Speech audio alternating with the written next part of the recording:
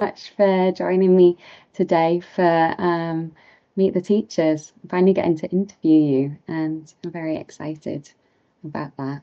Um, so, yeah, thank you for being here, and thank you to everyone that sent in questions for Therese as well. I've got some really lovely ones today.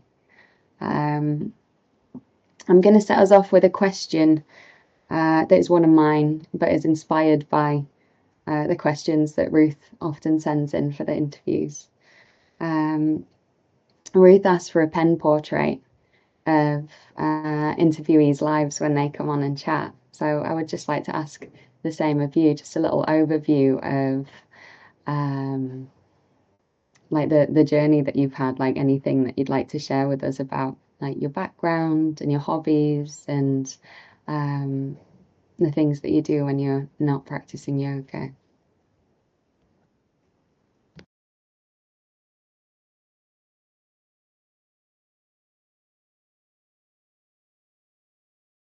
Sorry, Therese, you're still on mute, I think. Hello. Yeah. Hi, everyone. Nice to be here and nice to chat to the community as well. Hello. Thank you for sending in questions. Yeah, I was originally like born and raised in Germany, but I've left Germany about 16 years ago with 19, 20, and yeah, and I've been traveling pretty much ever since. So we I did my studies in Vienna, but in the we had very long holidays there, so I was always traveling. I was always on the road, and yeah, and since about a year, I have settled down a bit more here in the Basque Country in the north of Spain. I have a 2-year-old son, so a lot of what I do when I don't practice yoga is related to him. Is like planting plants in the garden with him or cooking or whatever it is that or like hanging out at the beach. He is really into surfing and I'm starting to learn it as well at the moment, so it's really exciting. Yeah, I'm a traveler. That's my main thing, which also sort of brought me to the frog project because it was so attractive for me to teach online and to be able to teach from everywhere. And when I came here first, I was in Kosovo for a while during in the midst of the pandemic, in the midst of the craziness. So yeah, I really love the opportunity to do that and still love to have the opportunity to do that. Although now it's you can usually see the same background every time I teach, but for a long time it was different. I think some of you remember. Yeah.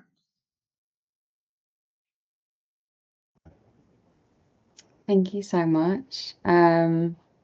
And I just wanted to say hi as well to Carrie and Jean who have joined us live.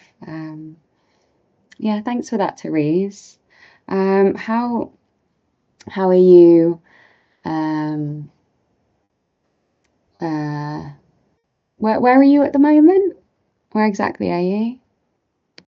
North of Spain in the Basque Country, sort of in the middle between San Sebastian and Bilbao, in the very The country. very country. Amazing. Um, and how long have you been there? So if you're used to traveling quite a lot, how are you finding it kind of being in one spot? It's an amazing spot to choose. I imagine it's very beautiful there. So it's very much it has two sides. So the one side is that I love being able to watch the plants grow and watch them through the whole year. And it's also a good time, like a good period in my life to be stable and to be settled because I think handling everything and also working at the same time with a small child and everything going on the road would be a bit too much for me. And I really felt the need to be settled. So that's good. And we are in a really good spot to be settled. It's really beautiful. At the same time, it is challenging sometimes. Like simple things that are so usual for people is like everyday life stuff, like households. We are in a very big, very old farmhouse that needs a lot of attention now, and that is challenging. Like I'm not used to this. We are not used to this as a team as well, my partner and I, and so that, and I think that's always challenging for, especially for young families with young children. But I'm finding that really challenging, and I'm finding it challenging also to go the same routes every day and stay mindful while doing it and stay like in the present. Because for me, traveling is something like constant meditation somehow. Like you have to be present, you have to be here and now. Otherwise, stuff happens that you don't want to happen, or like you need to be in tune with yourself a lot. I feel at least for the traveling, and it's hard for me to maintain that in a settled life. That's my challenge at the moment, I would say. Mm. Thank you. Um, I love that kind of mindful like detail that you described about watching the like kind of having the time suddenly to be able to watch like the seasons change and being present within that. Like that's something I'd never really thought about in relation to being in one place and um, yeah, just kind of sitting with that process, which is obviously like it's a relatively new or unfamiliar process for you, right? But you I think just acknowledging like that um, that aspect of it that you appreciate is super mindful and yeah, I'm going to think about that in future when I get a little bit tired of the seasons changing in London. Yeah, I think so. When because I used to travel a lot in the nature. So for me, usually when I stayed in one place, I stayed in big cities like London, like New York, like Berlin, like I stayed in really big places when I stayed during the travel period. But when I traveled, I was always looking for the nature. I was like sleeping in the tent for like months and months or in the van and really close to the nature. And then now having this aspect of being in the countryside, like absolute countryside, like my house, my village has 7 houses. It's really tiny. So there is the challenge of not being in the city and being like, oh, I miss like drag shows and stuff.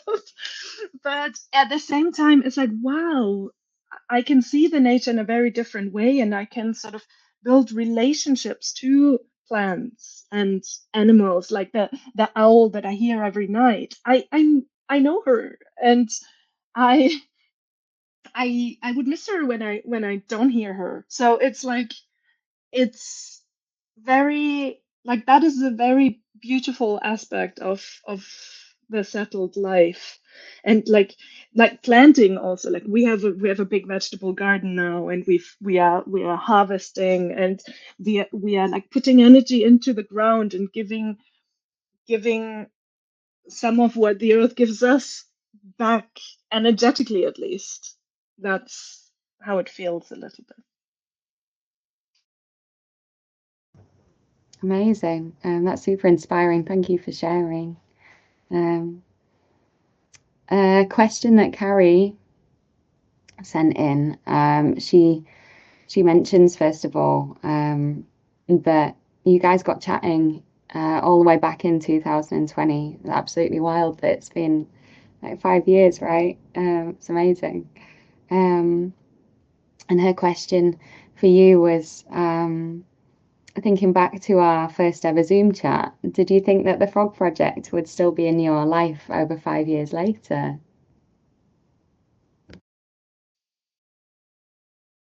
First of all, in our first ever Zoom chat, I was really hoping to sort of get a foot in because I was still really insecure with teaching online. I think at that time I had finally gotten like all the technology technological stuff ready. But at the time I was in Kosovo, and it's not like you order something on Amazon and in Kosovo and it appears on your doorstep. That doesn't work that way. So it took me a few months to actually get like a microphone and a camera and all that kind of crap.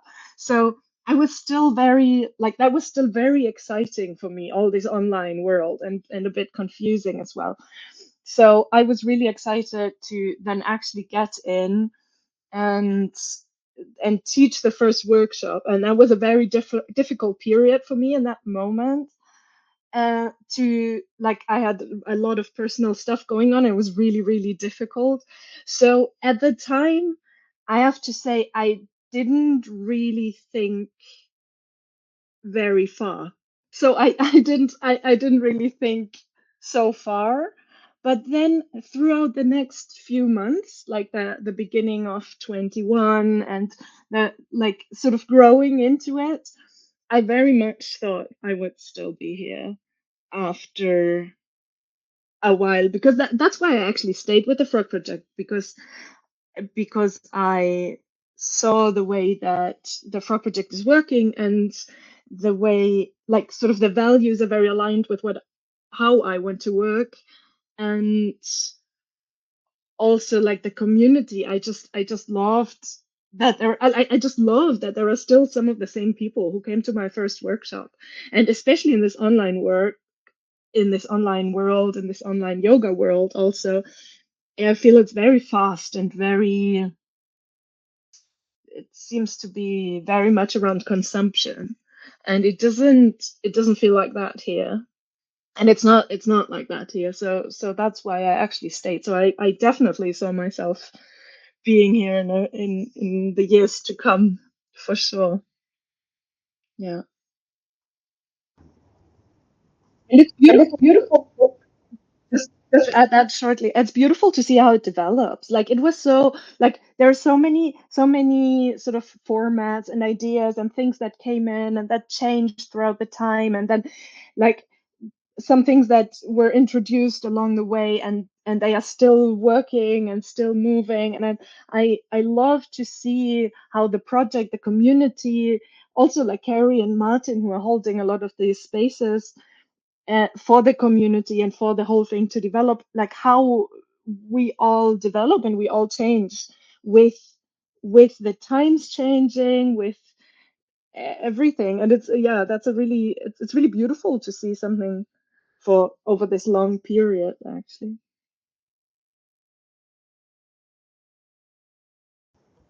Yeah, it's easy to forget how many different iterations the Frog Project has been through actually, because it's all kind of done so seamlessly by like Carrie and Martin and all the wonderful teachers that are involved um, in this progress, and the students as well. Like, what would we do without the feedback and the encouragement of our wonderful students?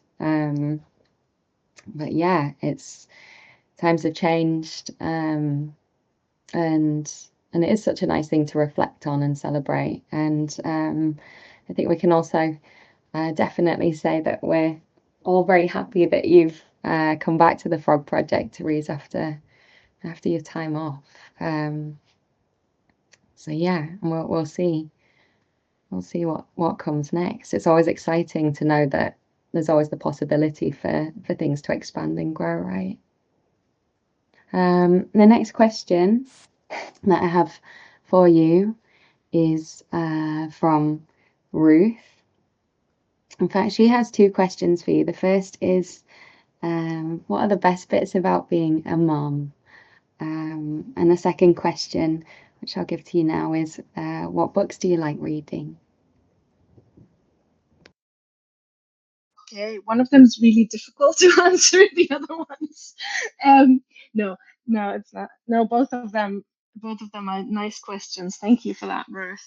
Um, so the best bits about being a mom, I think it's very similar to what I said about being settled. Is like being able to witness and influence the growth of someone, like of someone developing from this like tiny little being that needs all the care and all the attention to a more and more autonomous and self-sufficient person. And I mean, my son is 2.5 now. I think he still needs me for a few years, but it changed already so much, and that's so amazing to witness and enhance this growth and this development. And then I think another aspect that is very challenging but also very beautiful on a much more personal level is that I think like no one else, your own child holds a mirror up to you. And it's sometimes really hard to look into it, but you have to. Like they won't let you off the hook, or like my son at least doesn't let me off the hook. And I think that's goes for most of the parents. So, and that's very challenging, but it's also very beautiful to get this chance of self development and growth with the child, for the child, but also for oneself, right? So I'm finding that very beautiful. Reading, I love reading philosophy, which I'll. which I'll Oh, sorry. My laptop's the battery's gone very quickly, so I'm going to plug it in whilst you're telling us about what you're reading at the moment or what you enjoy reading, Therese. Yeah, perfect. Yeah, I love philosophy. I love to read a lot of philosophy. One of my favorite people, I mean, she's been dead for a very long time, but one of my favorite people is Lalde. She used she was a Kashmiri tantrika in the medieval times in the 13th century, and I just love her poetry. It's poetry. Usually, I'm not fully into poetry, but her stuff is just amazing. Lalde, please check her out. She's amazing. I could also add little bits of her work into classes and stuff. And also, what I just love reading, just for my leisure more than for my development, I would say, is yeah, I like stories about like family stories, and that sort of like novels that are drawn over generations and like has interesting women in it. I love reading stories like that, and I have a small bit in me that is really into fantasy as well sometimes. Like my sister writes fantasy. My sister is a novelist, and she writes this fantasy that is very close to nature, also like a lot of animated nature. And so I read a lot of the things that inspire her. And of course, I read her work, which is great. Unfortunately, it's not translated into English. Otherwise, I would recommend it. But if any one of you reads German, please reach out. I can recommend really good books of my sister to you. Yeah. Yeah, we would. Yeah, please just drop us a link. I'm sure that we'll have some. There must be some German speakers in our midst that would be eager to read this. And if it gets translated into English, please share because yeah, I love fantasy too. I'm gonna close with a question from Yulia, and she would like to know which place you would love to visit again and why. Oh wow, that's a big question. Like there are so many.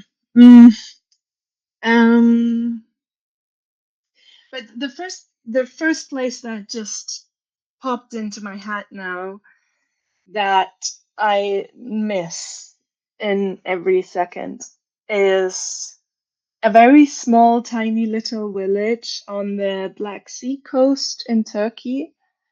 It's called Giderus. Um, and I spent a lot of time there. When like my partner and I, we were hitchhiking through Turkey in the first years of our relationship a lot. Like we spent a lot of time in Turkey.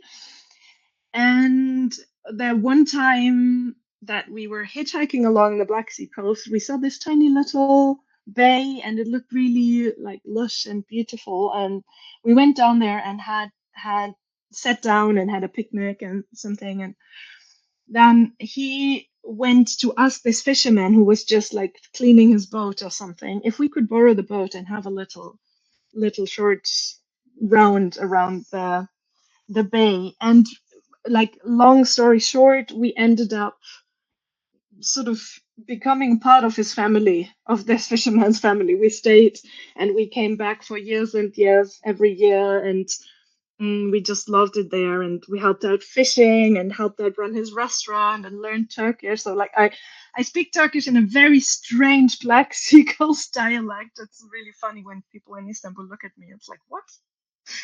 What's going on with this one? So yeah, and I haven't been since a few years now. I think since 2017, I would say. And so it's a long time. And like in that time, like political situations in Turkey changed. Our like my life has changed a lot. Our life has changed a lot, and I haven't been there for a very long time, and I miss it. So yeah, that's one of the places I'd love to visit again. Gidaros.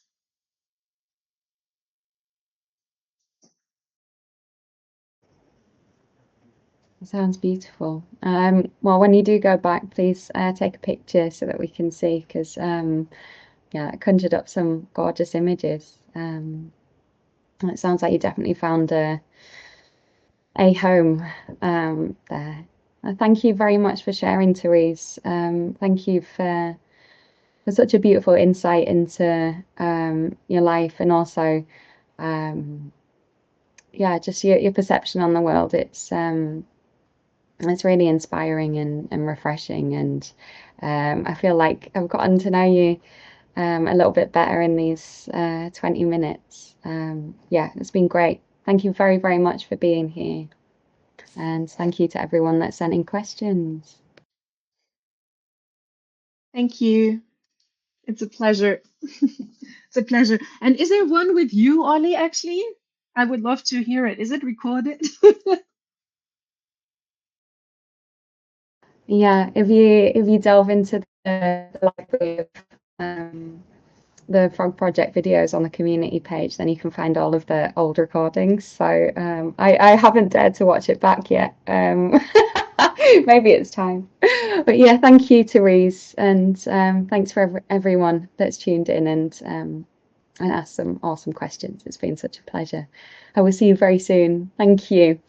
Thank you.